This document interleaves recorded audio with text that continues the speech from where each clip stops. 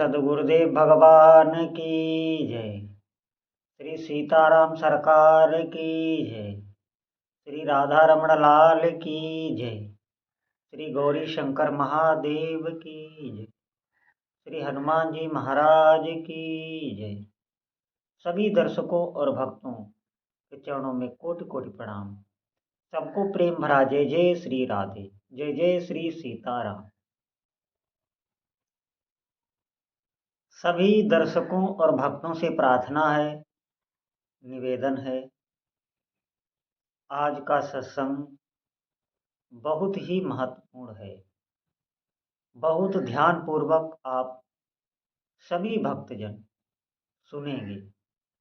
निश्चित मानिए, आपके अगर भौतिक जीवन में निराशा आ गई है, अगर आपके आध्यात्मिक जीवन में निराशा आ गई है, आपको विश्वास नहीं हो रहा है, तो ये आज का सत्संग आप अवश्य सुनिए।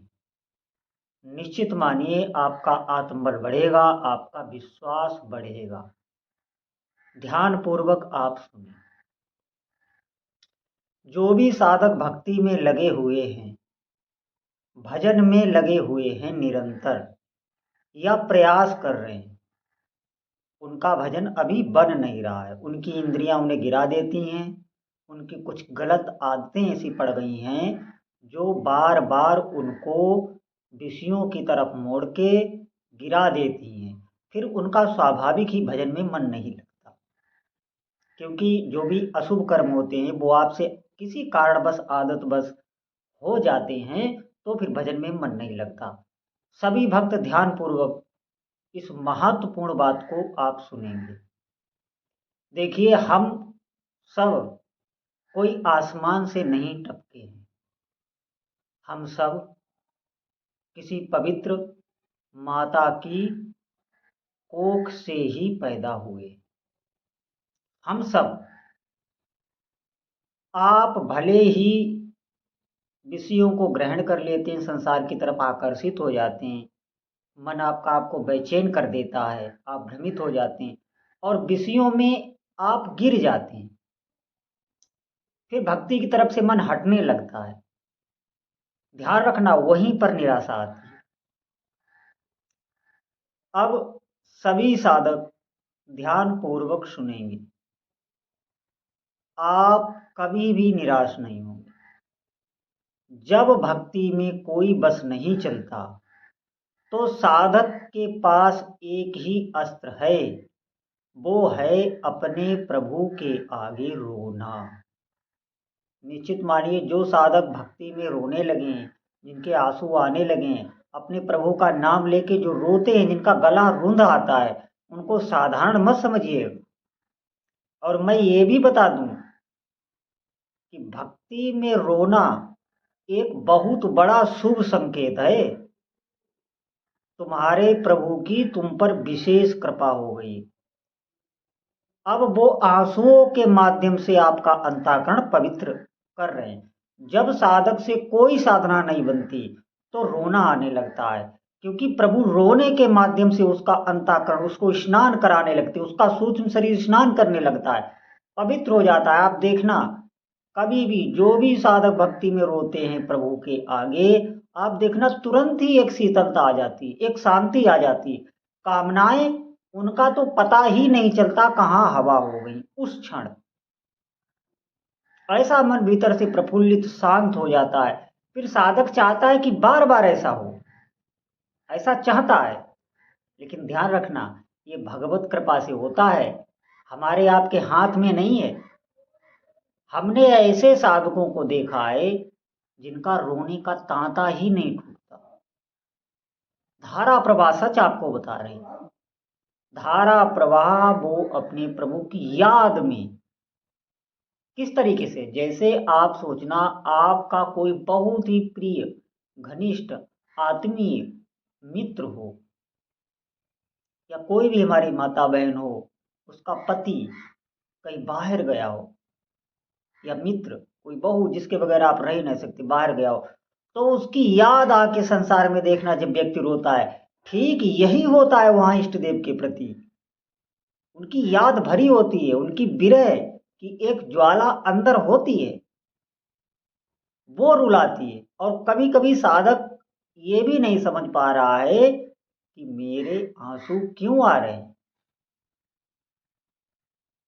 ये भी वो नहीं जानता किस कारण आ रहे हैं। ये भी एक बहुत विलक्षण स्थिति होती है। तो साधक सावधान, कभी भी ये संशय ना रखें साधक। मैंने देखा है बहुत भक्तों को बिहारी जी के आगे वृंदावन में रोते हुए, काशी विश्वनाथ भगवान के आगे रोते हुए, यहाँ कनक भवन में अयोध्या में श्री राम जी के आगे रोते हुए, वहाँ उज्जैन में महाकालेश्वर के आगे रोते हुए, चीख मार मार कर। ये क्या है? ये अपने प्रभु से संबंध है। और ये जब आने लगता है तो आप ध्यान रखना, अब आप उनकी नजर में हैं, वो आपको पवित्र करने, वो अपने लायक बना रहे हैं। बार बार आपको रुला के, बार बार अग्नि अंदर उत्पन्न करके, दाह उत्पन्न करके प्रभु अपने भक्त को मजबूत बनाते हैं। उसका हृदय द्रवित होता है। द्रवण क्रिया कब आती है? जब हृदय कोमल हो जाता है, उसमें पिघलन हो जाती है, तभी द्रवण क्रिया आती। नहीं तो कठोर शुष्क जो होता है वो कभी नहीं रोएगा। वो शुष्क क्यों होता है? अहंकार ही शुष्क करता है। और भक्ति चित्त को द्रवित करती है। चित्त एक तरफ बहता रहता है अश्रु के माध्यम से। ये भक्ति का उच्चतम लक्षण है। और ये स्थिति आ जाएगी अगर आप अपने इष्ट देव से रो रो की प्रार्थना करने लगे, तो सच मानिए ये भजन का बहुत बड़ी स्थिति है। ये भजन ही है, इसे भजन से भिन्न ना समझें आप। और यही याद जब बढ़ने लगती है तो अखंड भजन हो जाता है।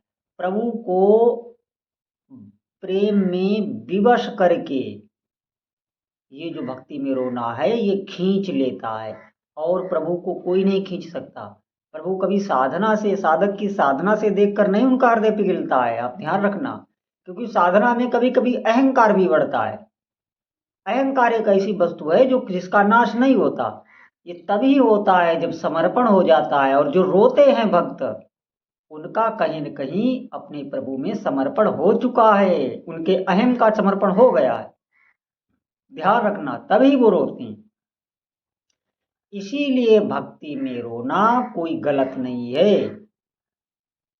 ये एक बहुत बड़ी उपलब्धि होती है। और सभी साधकों के जीवन में ये आती भी नहीं है, ये भी ध्यान रखना। लेकिन अगर आप इच्छा करते हैं कि मैं भी अपने प्रभु की याद में रोऊं, तो सच मानिए वहीं से आपकी साधना उठने लगेगी।